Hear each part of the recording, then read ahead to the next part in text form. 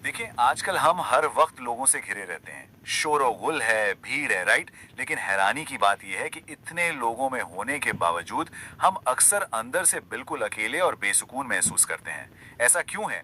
आज के इस एक्सप्लेनर में हम पुरानी बुद्धिस्ट विजडम के जरिए इस अकेलेपन और शोर का एक जबरदस्त इलाज ढूंढेंगे। तो बात शुरू होती है एक ऐसे नौजवान से जो दुनिया से इंतहाई मायूस हो चुका था।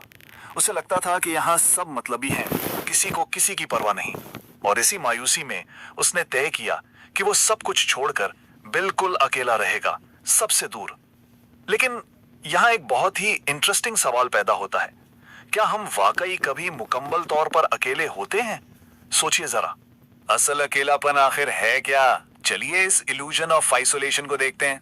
सफर के दौरान उस नौजवान की मुलाकात एक गुरु से हुई जो ध्यान यानी मेडिटेशन सिखा रहे थे।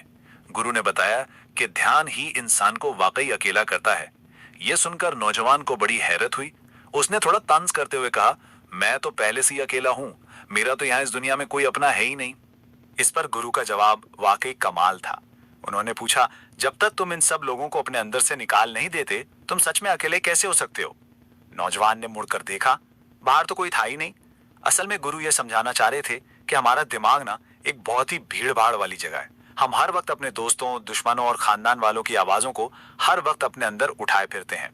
अब आते हैं मादी दौलत और अंदरूनी सुकून के फर्क पर।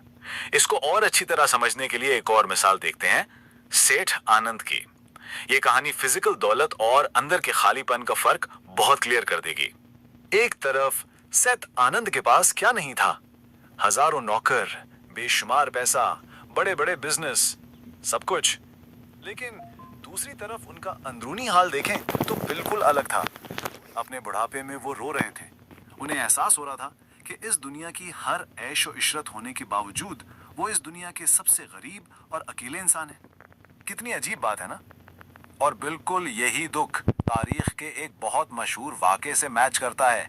सिकंदर आजम, जिसने आधी दुनिया फतह कर ली थी, उसने मौत से पहले क्या वसीयत की थी कि उसके खाली हाथ कफन से बाहर रखे जाएं, ताकि दुनिया देख सके कि जो सिकंदर दुनिया की हर चीज जीत सकता जा, वो भी आखिर में खाली हाथ ही गया।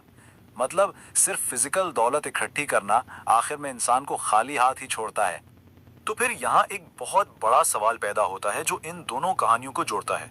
अगर दौलत सिर्फ दुख और खालीपन लाती है, तो इस दुनिया का सबसे बड़ा सुख, सबसे बड़ी खुशी आखिर है क्या? जहन का शोर और ध्यान। वापस चलते हैं उस नौजवान की तरफ।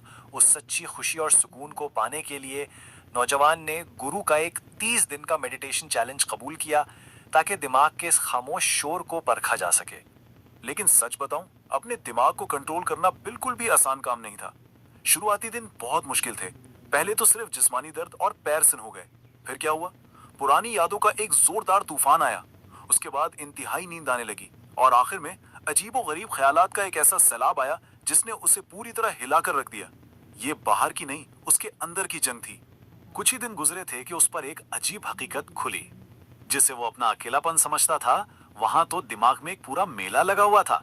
ध्यान के दौरान उसने देखा कि वो अपनी उदास महबूबा, शिकायत करते खानदान वालों, गुस्से में पैसा मांगते लोगों और मजाक उड़ाते दुश्मनों से घिरा हुआ है। गुरु बिल्कुल ठीक कह रहे थे, दिमाग के अंदर आवाजों की एक ऐसी भीड़ है जो कभी शांत नहीं होती।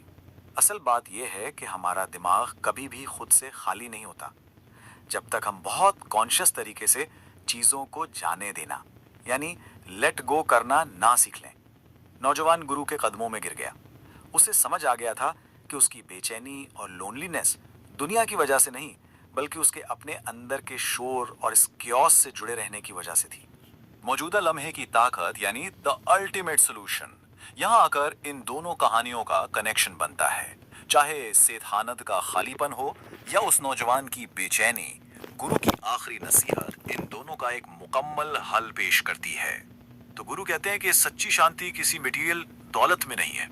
असल खुशी तब मिलती है जब आप अपने दिमाग और जिस्म को पूरी तरह कंप्लीटली इसी मौजूदा लम्हे यानी प्रेजेंट मोमेंट में रखते हैं। माजी के पछतावे और मुस्तकबिल की टेंशन से आजाद होकर असली सुकून सिर्फ तब मिलता है जब आपका जिस्म और दिमाग दोनों एक ही साथ एक ही वक्त में प्रेजेंट हो। अब सवाल है कि प्रैक्टिकल लाइफ में ये सुकून कैसे मिले? तो उसके लिए कुछ आसान स्टेप्स हैं। पहला, अपने प्रेजेंट एक्शंस पर फोकस करें। जैसे अपनी सांस पर ध्यान देना। दूसरा, अपने दिमाग के साथ जबरदस्ती ना करें, उसे नरमी से गाइड करें। तीसरा, दिन के हर छोटे से छोटे काम को पूरी तवज्जो और होश के साथ करें। और आखिरी अहम बात, जिंदगी में हमेशा सीखते रहें, लेकिन किसी भी टेंशन को दिल से पकड़कर ना रखें। ये वो आदतें हैं जो किसी भी मुश्किल हालात में आपका सुकून बरकरार रखती हैं। तो इन तमाम बातों को समझने के बाद एक आखिरी सवाल है जो हम सबको अपने आप से पूछना चाहिए। जरा गौर कीजिए, इस वक्त आपका जहन कहाँ है? क्या ये किसी पुरानी बात पर उलझा है, या फ्यूचर की फिक्र में डूबा है, या फिर ये मुकम्मल तौर पर इसी लम्हे में मौजूद है? अपनी इस अंदरूनी आवाज को पहचानना ही शांति का सबसे पहला कदम है।